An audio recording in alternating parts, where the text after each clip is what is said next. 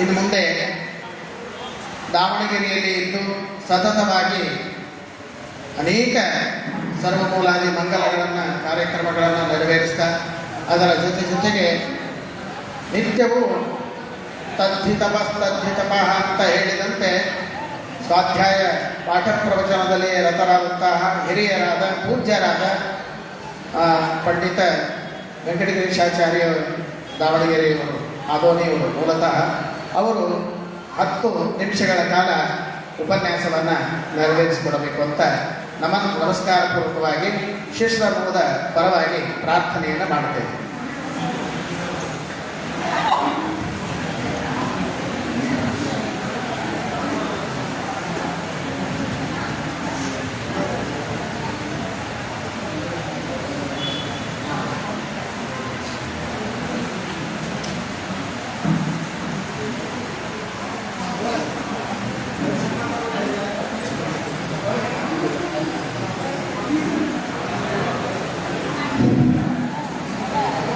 श्रीगुरुभ्यो नमः।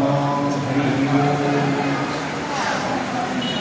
जयति हरिरचिन्त्यः सर्वदेवैकवन्द्यः परमगुरुरभीष्टावाप्तिदः सज्जनानां निखिलगुणगणार्णो नित्यनिर्मुक्तदोषः सरसिजनयनोऽसौ श्रीपतिर्मानदो नः धर्म विज्ञान वैराग्य परमैश्वर्यशालिनः आनंदतीर्थ भगवत्पादान् वन्दे निरन्तरम्।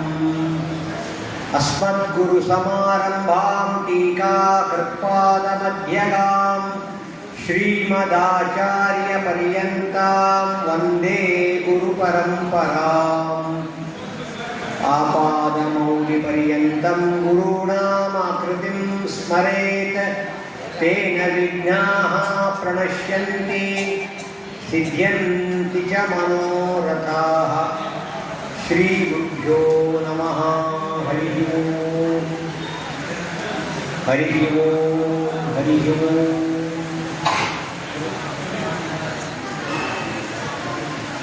परम पवित्रवाद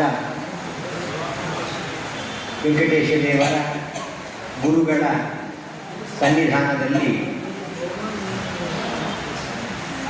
ನಡೆಯುವಂತಹ ಮಹಾಭಾರತ ತಾತ್ಪರ್ಯ ನಿರ್ಣಯ, ಭಗವದ್ಗೀತಾ ಭಾಷ್ಯ ಹಾಗೂ ಭಗವದ್ಗೀತಾ ತಾತ್ಪರ್ಯ ಗ್ರಂಥಗಳ ಮಂಗಲ ಮಹೋತ್ಸವದ ಈ ಶುಭ ಸಂದರ್ಭದಲ್ಲಿ ಒಂದೆರಡು ಮಾತುಗಳನ್ನು ಆಚಾರ್ಯರು ತಮ್ಮ ಗ್ರಂಥದಲ್ಲಿ ತಿಳಿಸಿಕೊಟ್ಟಿರ್ತಕ್ಕಂತಹ ಕ್ರಮದಲ್ಲಿ ನಿರೂಪಿಸುವಂತಹ ಸಣ್ಣ ಪ್ರಯತ್ನವನ್ನು ಮಾಡ್ತೇನೆ. ಎರಡೂ ಗ್ರಂಥಗಳು ಕೂಡ ತುಂಬ ವಿಶಿಷ್ಟವಾದದ್ದು. ಒಂದು ವಿಶೇಷವೇನು ಅಂತಂದರೆ, ಭಗವದ್ಗೀತೆ ಇದು ಮಹಾಭಾರತದ ಅಂಗ. ಆಚಾರ್ಯರು ಗೀತೆಗೆ ವ್ಯಾಖ್ಯಾನ ಮಾಡುವಾಗ ತಿಳಿಸುವಂತೆ ಮಹಾಭಾರತ ಪಾರಿಜಾತ ಮಧುಭೂತಾಂ ಗೀತಾಂ ಎಂಬುದಾಗಿ ಹೇಳ್ತಾರೆ. ಮಹಾಭಾರತ ಇದು ಒಂದು ಪಾರಿಜಾತ ವೃಕ್ಷ ಅಂತಾದರೆ ಅದರ ಮಧು ಜೇನು ಯಾವುದು ಅಂದರೆ ಭಗವದ್ಗೀತೆ ಅಂತ ಹೇಳ್ತಾರೆ. ಹಾಗಾಗಿ ಎರಡು ಗ್ರಂಥಗಳು ಕೂಡ ಒಂದಕ್ಕೆ ಸೇರಿರ್ತಕ್ಕಂಥದ್ದು, ಎರಡೂ ಕೂಡ ಒಂದೇ, ಬೇರೆ ಅಲ್ಲ. ಇರಲಿ, ಆದರೂ ಕೂಡ ಅದರಲ್ಲಿಯ ಒಂದೆರಡು ಮಾತುಗಳನ್ನು ಹೇಳುವ ಪ್ರಯತ್ನ ಮಾಡುವುದಾದರೆ, ಗೀತೆಯ ಬಗ್ಗೆ ಒಂದು ಮಾತು. ಕೃಷ್ಣ ಉಪದೇಶ ಮಾಡುವಾಗ ಅನೇಕ ಕಡೆ ಹೇಳುವ ಮಾತು, ನಿಯತಂ ಕುರು ಕರ್ಮತ್ವಂ ಕರ್ಮಜ್ಜಾಯೋ ಸ್ವಕರ್ಮಣಃ ಅಂತ ಒಂದು ಕಡೆಗೆ, ಸ್ವಕರ್ಮಣ ತಮಭ್ಯರ್ಥ ಸಿದ್ಧಿಂ ವಿಂಧತಿ ಮಾನವ ಅಂತ ಮತ್ತೊಂದು ಕಡೆ. ಹೀಗೆ ಕೃಷ್ಣ ಪರಮಾತ್ಮ ಅರ್ಜುನನಿಗೆ ಉಪದೇಶವನ್ನು ಮಾಡುವಾಗ ಹೇಳುವ ಮಾತೇನು ಅಂತಂದರೆ, ನೀನು ಕರ್ಮ ಮಾಡು. ಕರ್ಮ ಮಾಡು ಅಂತ ಹೇಳುವಾಗ ಕೃಷ್ಣ ಹೇಳ್ತಾನೆ, ಯಾವ ಕರ್ಮ ಮಾಡಬೇಕು ಅಂತಂದರೆ ನಿಯತಂ ಕುರು ಕರ್ಮ, ನಿನಗೆ ನಿಯತವಾದ ಕರ್ಮವನ್ನು ಮಾಡು. ಇನ್ನೊಂದು ಕಡೆ ಹೇಳಿದ ನಾನು, ಸ್ವಕರ್ಮಣ ತಮಭ್ಯರ್ಚ್ಯ ಸಿದ್ಧಿಂ ವಿಂದತಿ ಮಾನವ ಎಂಬುದಾಗಿ. ಸಿದ್ಧಿಯನ್ನು ಮೋಕ್ಷವನ್ನು ಪಡೆಯಬೇಕು ಅಂದರೆ ಉಪಾಯ ಯಾವುದು ಅಂದರೆ ನಮಗೆ ವಿಹಿತವಾದದ್ದನ್ನು ನಾವು ಮಾಡಬೇಕು. ಇದರ ಬಗ್ಗೆ ಸ್ವಲ್ಪ ನಾವು ಲೌಕಿಕ ವಿಶ್ಲೇಷಣೆಯನ್ನು ಮಾಡುವಾಗ ಇವತ್ತು ಅನೇಕ ಕಡೆಗೆ ನಾವು ಕೇಳ್ತೀವಿ, ಅನೇಕರ ಅಭಿಪ್ರಾಯ, ಪ್ರಾಯ ಲೌಕಿಕರ ಎಲ್ಲ ಅಭಿಪ್ರಾಯ ಹೀಗೆ ಉಂಟು, ನೀನು ಏನೇ ಮಾಡು ಪ್ರಾಮಾಣಿಕವಾಗಿ ಮಾಡು, ಅದು ದೇವರ ಪೂಜೆಯಾಗುತ್ತೆ. ಅದಕ್ಕೆ ಅವರೊಂದು ನಮಗೆ ಸಪೋರ್ಟ್ ಮಾಡಲಿಕ್ಕೆ ಒಂದು ಆಂಗ್ಲ ನುಡಿಯನ್ನು ಹೇಳ್ತಾರೆ, ವರ್ಕ್ ಈಸ್ ವರ್ಷಿಪ್. ನಾವು ಮಾಡುವ ಯಾವುದೇ ಕೆಲಸ ಅದು ಶ್ರದ್ಧೆಯಿಂದ ಮಾಡಿ ದೇವರ ಪೂಜೆಯಾಗುತ್ತೆ. ಆಫೀಸ್ನ ಕೆಲಸ ಮಾಡು ಶ್ರದ್ಧೆಯಿಂದ ಪ್ರಾಮಾಣಿಕ 10 ಗಂಟೆಯಿಂದ 4 ಗಂಟೆವರೆಗೆ ಮಾಡು ದೇವರ ಪೂಜೆ. ಫ್ಯಾಕ್ಟ್ರಿಗೆ ಹೋಗ್ತೀಯಾ 3 ಶಿಫ್ಟ್ಗಳಲ್ಲಿ ಸಕಾಲಕ್ಕೆ ಹೋಗಿ ಸೇವೆ ಮಾಡಿಕೊಂಡು ಬಾ, ಕೆಲಸ ಮಾಡು. ಬ್ಯಾಂಕಿಗೆ ಹೋಗ್ತೀಯಾ IT BT ಇರಬೇಕಾದ್ರೆ ಹೋಗು, ಪ್ರಾಮಾಣಿಕ ಮಾಡು ದೇವರ ಪೂಜೆಯಾಗುತ್ತೆ. ಇದನ್ನು ಕೇಳಿ ನಾವೆಲ್ಲ ತುಂಬ ಮಿಸ್ಲೀಡ್ ಆಗಿದ್ದೇವೆ, ಮಿಸ್ಗೈಡ್ ಆಗಿದ್ದೇವೆ, ದಾರಿ ತಪ್ಪಿದ್ದೇವೆ. ಇದು ಕೃಷ್ಣನ ಅಭಿಪ್ರಾಯವಲ್ಲ. ಏನಾದರೂ ಮಾಡು ಪ್ರಾಮಾಣಿಕವಾಗಿ ಮಾಡು. ನಾನು ಮಾತು ಹೇಳ್ತೀನಿ,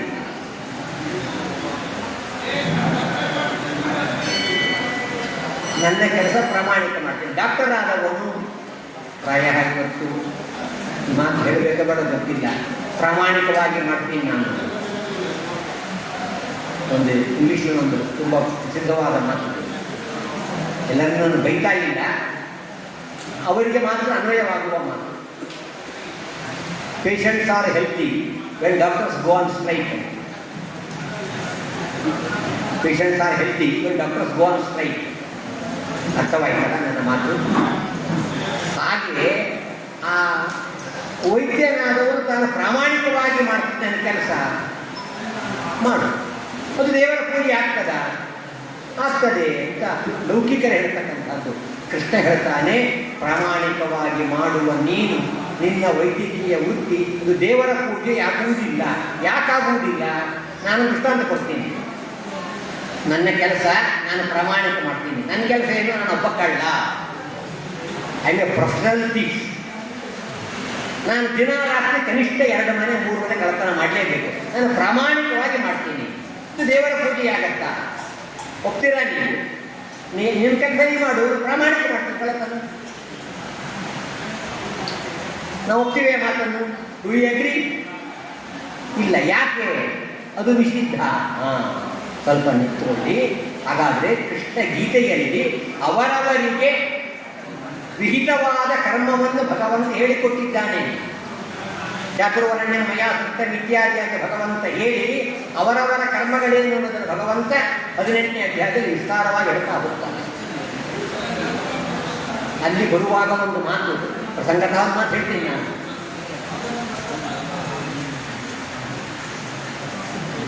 ಯಾವ ವ್ಯಕ್ತಿ ಎಲ್ಲರನ್ನೂ ಕೊಲ್ತಾನೆ, ಯಸ್ಯ ನಾಹಂಕೃತೋ ಭಾವ ಬುದ್ಧಿರ್ಯಸ್ಯ ನ ಲಿಪ್ಯತೆ ಹತ್ವಾಪಿ ಸ ಇಮಾನ್ ಲೋಕಾನ್ ನಹಂತಿ ನ ನಿಬಧ್ಯತೆ. ಯಾರಿಗೆ ನಾನು ಮಾಡ್ತೀನಿ ಎಂಬುವ ಅಭಿಮಾನ ಇಲ್ಲ, ಅಹಂಕಾರವಿಲ್ಲ, ಆ ವ್ಯಕ್ತಿ ಯಾರನ್ನು ಅಲ್ಲ, ಇಡೀ ಜಗತ್ತಿನ ಎಲ್ಲ ಜನರನ್ನು ಕೊಂದರೂ ಕೂಡ ಅವನಿಗೆ ಪಾಪಲೇಪವಿಲ್ಲ. ಕೃಷ್ಣ ಹೇಳುವ ಮಾತು. ಹತ್ವಾಪಿ ಸ ಇಮಾನ್ ಲೋಕಾನ್ ನ ಹಂತಿ ನ ನಿಬದ್ಧತೆ. ಅವನು ಕೊಲ್ಲುವುದಿಲ್ಲ, ಅವನಿಗೆ ಬಂಧನ ಇಲ್ಲ, ಪಾಪದ ಲೇಪವಿಲ್ಲ. ಎಲ್ಲರನ್ನು ಗುಂಡು ತೋಡು ಹಾರಿಸಿದಳು, ನಿನಗೆ ಪಾಪ ಬರುವುದಿಲ್ಲ. ಯಾವಾಗ? ನಾನು ಮಾಡ್ತಿದ್ದ ಅಭಿಮಾನ ಇಲ್ಲದಿರುವಾಗ. ಇದು ಕೃಷ್ಣನ ಮಾತಿನ ಅಭಿಪ್ರಾಯವ? ಅಲ್ಲ. ಅದಕ್ಕೆ ಆಚಾರ್ಯರು ಬಂದದ್ದು. ಅನೇಕರು ವ್ಯಾಖ್ಯಾನ ಮಾಡ್ತಾರೆ Bhagavad Gita as it is Bhagavad Gita ಓದಿದರೆ ನರಕಕ್ಕೆ ಹೋಗ್ತೀವಿ, ನಾವು ತಮಸ್ಸಿಗೆ ಹೋಗ್ತೀವಿ. ಭಗವದ್ಗೀತಾ ಓದಿದ ತಮಸ್ಸಿಗೆ ಹೋದ ಅಂತಾಗಿ ಬಿಡುತ್ತೆ. ಅಲ್ಲ. ಯಸ್ತದರ್ಥಂ ಸಮುತ್ಪನ್ನ ಯಥಾ ರುದ್ರೋ ಯಥಾ ಯಮಃ. ಆಚಾರ್ಯರು ಗೀತಾ ತಾತ್ಪರ್ಯದಲ್ಲಿ ಕೊಡುವಂಥ ತುಂಬ ಮಹತ್ವದ ನಿರ್ಣಯ.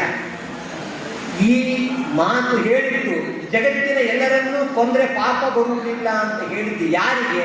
ನಮಗೆ, ನಿಮಗೆ ಅಲ್ಲ. ಸಂಹಾರ ಕಾರ್ಯಕ್ಕಾಗಿ ದೇವರಿಂದ ನಿಯುಕ್ತರಾದ ರುದ್ರದೇವರು ಯಮದೇವರಿಗೆ ಎಲ್ಲರನ್ನು ಕೊಂದರೆ ಅವರಿಗೆ ಪಾಪವಿಲ್ಲ ಅಂತ ಅವರಿಗೆ ಅನ್ವಯವಾಗುವ ಮಾತಿದು, ನಮಗಲ್ಲ. ಇದ್ದದ್ದಿದ್ದಾಗಿ ಹೇಳಿಬಿಟ್ರೆ ಗೋವಿಲ್ಲ, ಅಲ್ಲೋಲ ಕಲ್ಲೋಲವಾಗತ್ತೆ. ಹೇಳಿಬಿಡಿ ಮಾತನ್ನು, ದೊಡ್ಡ ಲಕ್ಷಾಂತರ ಸಮಾಜ, ಲಕ್ಷಾಂತರ ಸೇರಿರ್ತಕ್ಕಂಥವು ಸಮಾಜ ಹೇಳಿಬಿಡಿ, ಯಾರನ್ನು ಬೇಕಾದರೂ ಕೊಲ್ಲಿ, ನೀವು ಎಲ್ಲರನ್ನು ಶೂಟ್ ಮಾಡಿ, ನಿಮಗೆ ಪಾಪ ಬರುವುದಿಲ್ಲ. ಯಾವಾಗ? ನಾನು ಕೊಡ್ತೀನಿ ಅಂತ ಅಭಿಮಾನ ಇಲ್ಲದಿರುವಾಗ. ನಾನು ಹೇಳ್ತೀನಿ ಮಾತು, ವೀರಪ್ಪನೇ ಹೇಳ್ತಾನೆ, ಬಿನ್ ಲಾಡೆನ್ ಹೇಳ್ತಾನೆ, ಇವತ್ತು ಟೆರರಿಸ್ಟ್ ಹೇಳ್ತಾರೆ, ನಮಗೆ ಅಭಿಮಾನ ಇಲ್ಲ ನಾನು ಕೊಡ್ತೀನಿ ಅಂತಂದ್ರೆ ಪಾಪ ಬರುವುದಿಲ್ಲವಾ? ಇದು ಕೃಷ್ಣನ ಮಾತಿನ ಅಭಿಪ್ರಾಯವಾ? ಅಲ್ಲ. ಅದಕ್ಕಾಗಿ ಆಚಾರ ಗ್ರಂಥವನ್ನು ಓದಬೇಕು. ಹಾಗೆ ಏನಾದರೂ ಮಾಡು, ಪ್ರಾಮಾಣಿಕವಾಗಿ ಮಾಡು, ದೇವರ ಪೂಜೆಯಾಗತ್ತೆ, ಆಗುವುದಿಲ್ಲ. ಕೃಷ್ಣ ಹೇಳಿದ್ದೇನು? ನಿಯತಂ ಕುರು ಕರ್ಮ, ನಿನಗೆ ನಿಯತವಾದದ್ದು, ನಿನಗೆ ವಿಹಿತವಾದದ್ದು ಯಾವುದು ನಿನಗೆ ಶಾಸ್ತ್ರದಲ್ಲಿ ಮಾಡಬೇಕು ಅಂತ ಭಗವಂತ ವಿಧಾನ ಮಾಡಿದ್ದಾನೆ, ಅದು ದೇವರ ಪೂಜೆಯಾಗತ್ತೆ. Work is not worship, prescribed work is worship. ನಾನು ಬ್ಯಾಂಕಿಗೆ ಹೋಗ್ತೀನಿ, ಅಲ್ಲಿ ಕೆಲಸ ಮಾಡ್ತೀನಿ, ಒಂದು ದಿವಸ ಅಟೆಂಡರು, ಒಂದು ದಿವಸ ಕ್ಲರ್ಕು, ಒಂದು ದಿವಸ ಸ್ಪೆಷಲ್ ಅಸಿಸ್ಟೆಂಟು, ಒಂದು ದಿವಸ ಅಸಿಸ್ಟೆಂಟ್ ಮ್ಯಾನೇಜರ್, ಮತ್ತೊಂದು ದಿನ ಮ್ಯಾನೇಜರ್. ಹಿಂಗೆ ಕೆಲಸ ಮಾಡ್ತೀನಿ ನಾನು. ಹೋಗ್ತೀರಾ ನೀವು? ಯಾಕೆ? ನಾನು ಬ್ಯಾಂಕಿಗೆ ಕೆಲಸ ಮಾಡ್ತೀನಿ. ದಿವಸ ಫ್ಯಾಕ್ಟ್ರಿಗೆ ಹೋಗ್ತೀನಿ, ಒಂದು ದಿವಸ ಫೈನಾನ್ಸ್ ಡಿಪಾರ್ಟ್ಮೆಂಟ್, ಮತ್ತೊಂದು ದಿನ ಸೇಲ್ಸು, ಮತ್ತೊಂದು ದಿನ ಪರ್ಚೇಸು, ಮತ್ತೊಂದು ದಿನ ಇನ್ನೊಂದು ಫೌಂಡ್ರಿ, ನಾನು ಕೆಲಸ ಮಾಡ್ತೀನಿ. ಇದು ಸರಿಯಾಯಿತು? ಅಲ್ಲ. ನಿನಗೆ ಯಾವ ಅಪಾಯಿಂಟ್ಮೆಂಟ್ ಕೊಟ್ಟಿದ್ದಾರೆ, ಯಾವ ಡಿಪಾರ್ಟ್ಮೆಂಟ್ನಾಗ ಹೇಳಿದ್ದಾರೆ, ಯಾವ ಪೋಸ್ಟ್ ಇದೆ, ಅಲ್ಲಿ ನೀನು ಕೆಲಸ ಮಾಡಿದರೆ ಅದು ನಿನ್ನೆ ಕೆಲಸ ನನಗೆ ಸಂಬಳ ಕೊಡ್ತಾರೆ. ನಾನು ಏನು ಬೇಕಾದ್ರೂ ಮಾಡ್ತೀನಿ ಅಂದರೆ,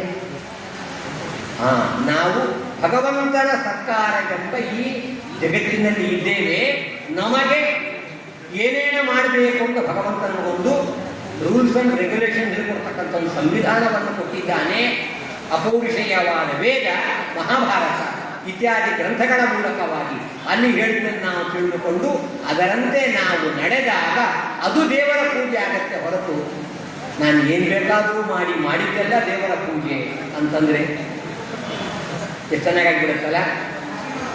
ಬೆಳಗ್ಗೆ ಒಂದೆರಡು ತಾಸು, ಸಂಜೆಗೆ ಒಂದೆರಡು ತಾಸು ಹರಟಿ ಹೊಡೆದು ಎಲ್ಲವೂ ದೇವರ ಪೂಜೆ ಅಂತಂದು ಬಿಟ್ಟರೆ ಅಲ್ಲ. ಆ ಥರದ ಮಾತುಗಳು ಉಂಟು. ಸ್ತೋತ್ರಾಣಿ ಸರ್ವಾಗಿರಹ ಅಂತನ್ನುವ ಮಾತುಗಳು ಉಂಟು. ಇರಲಿ, ತಾತ್ಪರ್ಯ ಹೇಳಬೇಕಾದ್ದೇನು ಅಂದರೆ ಕೃಷ್ಣ ಹೇಳುವಂತಹ ಮಾತನ್ನು ನಾವು ಸರಿಯಾಗಿ ಅರ್ಥ ಮಾಡಿಕೊಳ್ಳಬೇಕು. ಇನ್ನೊಂದು ಸಣ್ಣ ಶ್ಲೋಕದಲ್ಲಿ ಹೇಳ್ತಾನೆ, ದೇವರಿಗೆ ಪತ್ರಂ ಪುಷ್ಪಂ ಫಲಂ ತೋಯಂ, ಎಲೆಯಾಗಲಿ, ಹೂವಾಗಲಿ, ನೀರಾಗಲಿ, ಹಣ್ಣಾಗಲಿ ಭಕ್ತಿಯಿಂದ ದೇವರಿಗೆ ಕೊಟ್ಟರೆ ಭಗವಂತನ ಭಕ್ತಿ ಸ್ವೀಕಾರ ಮಾಡ್ತಾನೆ. ದೇವರಿಗೆ ಎಕ್ಕಿನ ಮೇಲೆ ಏರಿಸಿ, ದೇವರಿಗೆ ಬಿಟ್ಟರೆ ಬಾಟಲಿನಿಂದ ಅಭಿಷೇಕವನ್ನು ಮಾಡಿ ಅದು ಪೂಜೆಯಾಗತ್ತಾ?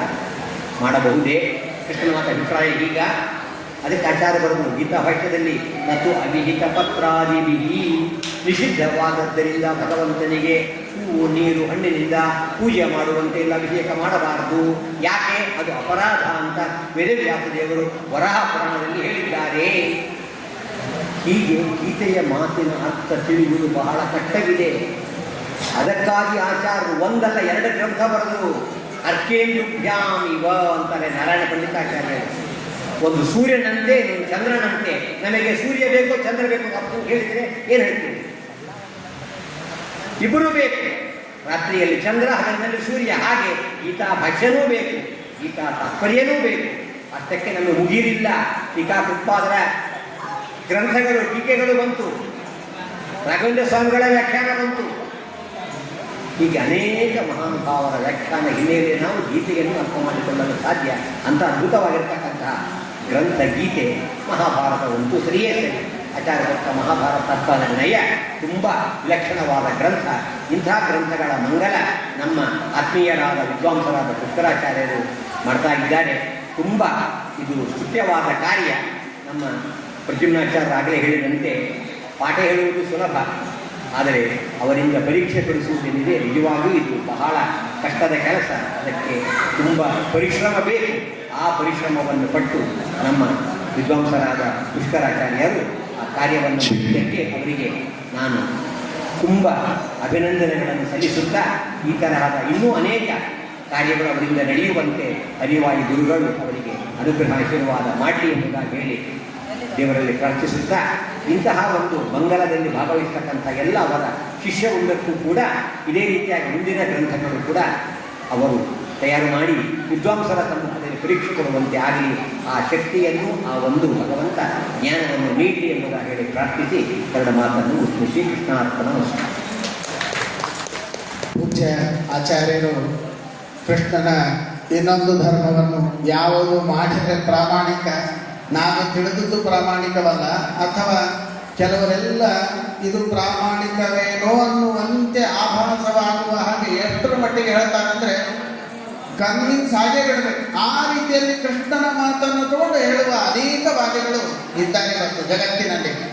ಅದಲ್ಲ, ಶ್ರೀಮದಾಚಾರ್ಯರು ಏನು ಭಾಷ್ಯ ಮತ್ತು ತಾತ್ಪರ್ಯಗಳ ಮುಖೇನ ಯುಕ್ತಿಯಿಂದ ಪ್ರಮಾಣಗಳಿಂದ ಅನೇಕ ವಿಧದಿಂದ ಹೇಳಿದಂತಹ ಕೃಷ್ಣನ ಆ ನಿಯತವಾದ ಕರ್ಮವನ್ನು ಬಹು ಸೊಗಸಾಗಿ ಕೊಟ್ಟ ಸಮಯದಲ್ಲಿ ಏನೇ ಸೊಟ್ಟು ರೀತಿಯಿಂದ ಹೇಳಿದಂತಹ ಪೂಜ್ಯ ಆಚಾರ್ಯರಿಗೆ ಅನಂತ ಸಾಷ್ಟಾಂಗ ನಮಸ್ಕಾರಗಳು ಹಾಗೆ ಈ ಶಿಷ್ಯ ಸಮೂಹದ ಪರವಾಗಿ ಅನಂತ ಧನ್ಯವಾದಗಳನ್ನು ಸಲ್ಲಿಸ್ತಾ ಇನ್ನು ಮುಂದೆ